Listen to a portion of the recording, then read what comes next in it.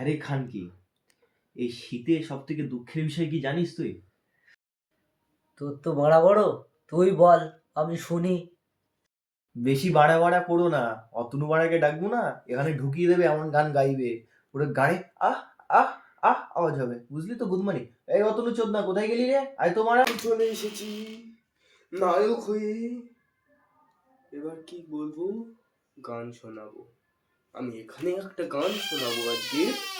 সেই গান হবে আমাদের মতো হ্যান্ডেলবাজদের জন্যে। শোনাবো কি ওই গান? আর খান কি, তোরে কি ডাকার সঙ্গে সঙ্গে তুই হাজির হয়ে যাবি? হ্যাঁ, আমি হাজির হব। তুই কি যাত্রাপালা করতিস নাকি আগে লেওড়া? হ্যাঁ, আমি বড় যাত্রাপালার নাটকের সিন ছিলাম। আচ্ছা, তুই ওই মিয়া খালিফা নাটকটা করেছিলি?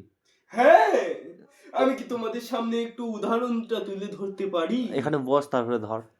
হ্যাঁ, হ্যাঁ, করবো। কর। বসলে তো হবে না দাদা, আমাকে দাঁড়িয়ে দাঁড়িয়ে করতে হবে। কেন, তোর কি ডগি স্টাইলে করার ইচ্ছে নেই?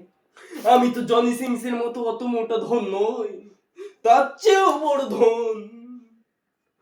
এই ধনে যদি মিয়া খলিফাকে দিতে পারি, তবে সে তবে সে আহ আহ আহ আহ আহ